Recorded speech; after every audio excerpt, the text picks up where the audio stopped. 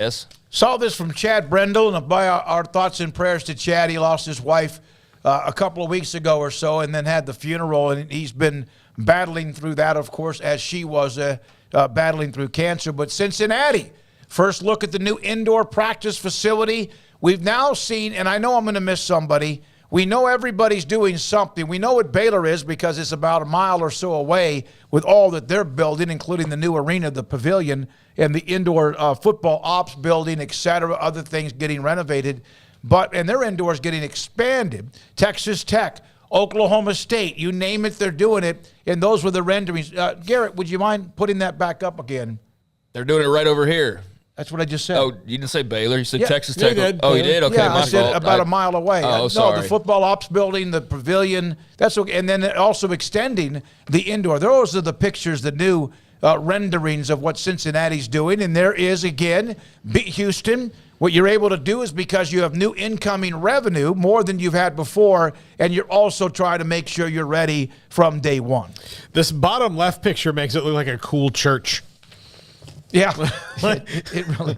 But yeah, that looks fantastic. What they've got going on there at Cincinnati, and good for them to keep expanding and getting bigger. And they're you can join the conference, but if you don't change anything, you're going to kind of be at the bottom of that league. And that's how Baylor found themselves at the bottom of the Southwest Conference 30 years ago. Is that everybody else was putting in weight rooms and things, and they had 2 Nautilus machines and a treadmill. Yeah, and I'll never forget when I arrived here in June of 2010. I came here to visit and got to know Paul for the first time, and then came to visit. And I just said I got here early. I was supposed to be there for like a staff meeting. I got here early and drove up and down University Parks. And the last time I think I had been there was, Craig, back when you were playing like select baseball in a state tournament and played at Baylor Ballpark. And I was astonished at all the changes. And that was from 2010. And heck, everything that was here in 2010, most of that has already been renovated, torn down, or even added to and revised, or something new, including McLean Stadium, which is, again, about a mile away from where we are. Yeah, I remember we played Lamar's all-star team, and I'm pretty sure they were not all 14 and 15 like they were supposed to be, but that's okay.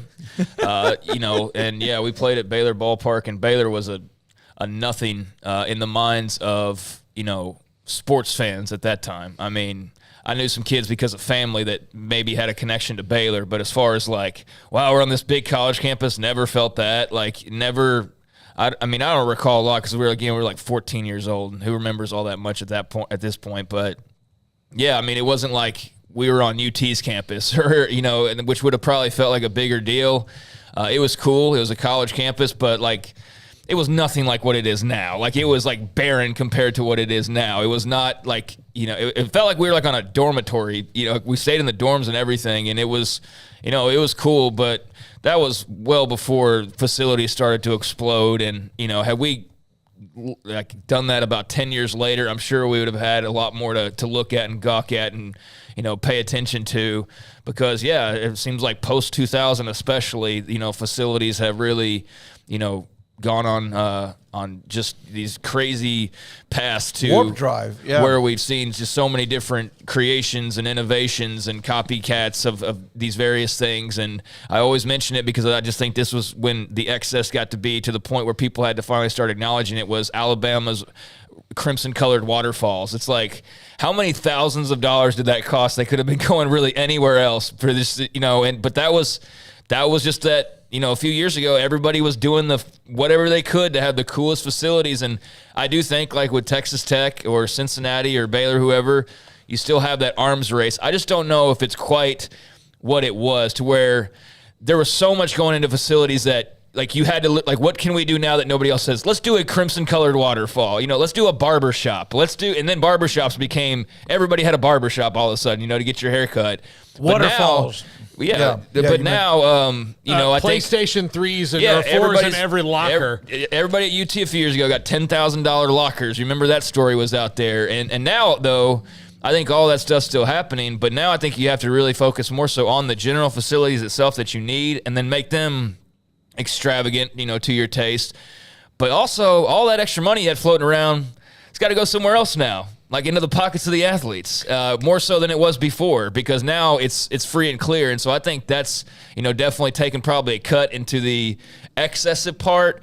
But yeah, it's still amazing to see, some of these new facilities, and that looks great. That'll be great for Cincinnati. I'm sure when they were entering the Big 12 or having conversations, it was like, what do you guys need to do, and what do we think you also need to do to stay up to track and to, be on the level of the rest of your brethren. So just makes sense to improve themselves, and that looks good. By the way, I've been told from Brian Etheridge that we are 0.8 miles away from McLean Stadium. Okay. So. When I go and run that 10 times in the mornings, at 5 a.m., I thought I was doing 10 miles. I guess it's a beautiful run, by the way. 8 3/4. The Brazos River, unless it's like flooding. Yeah. Craig, you made an excellent point about some of that. The waterfall money's got to go. And if you listen to the comments during the press conference of a lot of these ADs that are announcing these things, they'll make kind of pointed comments to the excessive, silly things like, no, we're not going to do that. Everything in this building is going to be about enhancing the student-athlete experience. It's not going to be anything that's just for show. And part of that is because they know that, and especially I think this is going to be really, really true for schools like Baylor, who they don't want for anything. They've got money when they need money. But they are going to have to, when the facilities get done and your facilities are updated, then you have to turn to those same people and say, hey, that money you give every year, we now need you to focus it towards NIL so they can remain competitive. There's going to be some that will not do it. And there'll be some that won't do it. No, not just Baylor, but other schools, they just will not do it. No, but they're going to be asked. And people are going to have to, or you're going to run the risk of long-term, and I'm not saying it's going to happen tomorrow to your athletic program, but if you don't find a way to balance out some of the funds that go to the waterfall money into the actual pockets of the student athletes, then your school is going to fall behind. Yeah, I mean, that's the thing is you can bulk at it if you want to. I'm sure they'll still accept your money, and you can designate it towards where you want, but they're also going to nudge, like this would be better served in, as far as an NIL fund or something along those lines, and donors around the country can scoff at that and decide they don't want to do that, but that will be a direct hit on their programs that they cheer for and they support. And so that's, I'm sure, a little bit of a dilemma that big-time donors are feeling right now, or even just, mid-level, low-level, and I don't even like to really use those terms to differentiate, but you know how it is. There's the big money guys, and there's the people who give what they can.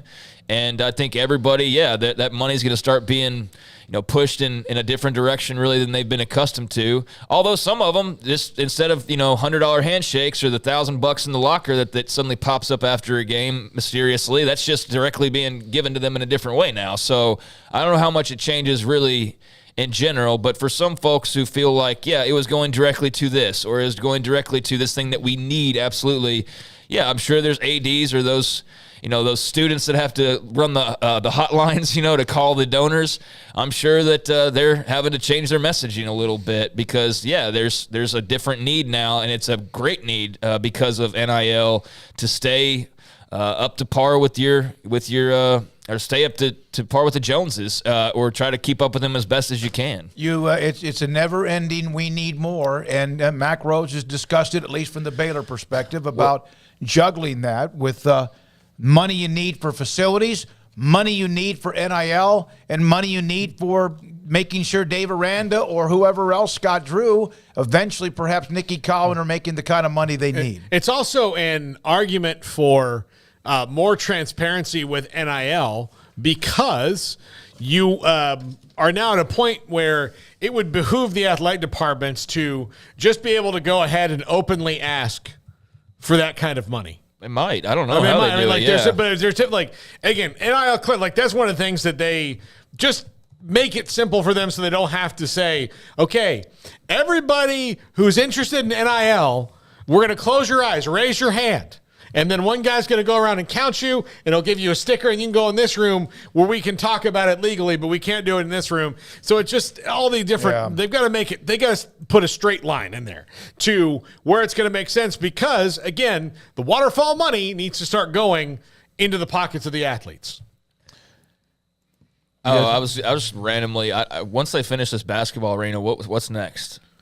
I wonder. Well, the indoor, and I don't mean know. stuff that's already under construction. I'm saying, like, is anything pop out to you guys? Like, do they need a new baseball stadium, or do they need a new? No, I know that. I'm just throwing it out there as an example. The renovation of the Farrell Center. There's got to be money that's in that's probably already in hand, or at least has been committed.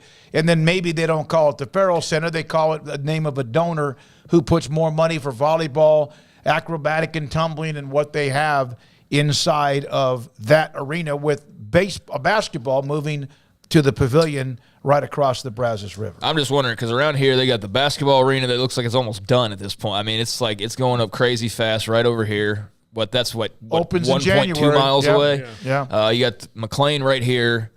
They got the new indoor right across the river being built, a new field house or whatever. The renovations of the fair are the obvious one. I'm just trying to think of what else there would be after that, because it's never stops. Like, you never get to a point you're like, all right, we're done with facilities. All right, we'll see you guys in 20 years. It never turns out that way. It's always something new. So, yeah, I was just randomly asking that because there will be something eventually, but they still have a few months to finish the other stuff first. Kim Coulter, Texas Tech alum. You guys are dead on. I can tell you right now, Tech's already done that, doing it as I'm donating to both facilities and also to the NIL. Kim, we appreciate that.